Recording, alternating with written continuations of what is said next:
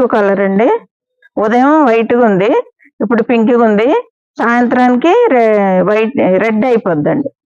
3 colours దీనికి వేస్తున్నాను చూడండి.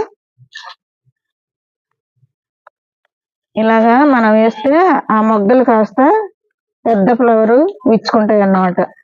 మొగ్గలు కూడా ఇంకా వస్తాయి ఇలాంటి బలమైన ఫుడ్ వేస్తే. ఇలా మట్టి లూజ్ చేసుకొని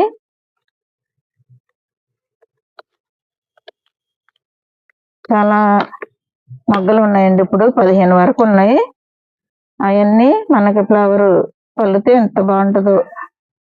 ఇలాంటి వేయడం వల్ల ఇంకా ఫ్లవర్స్ ఎక్కువ వస్తాయండి.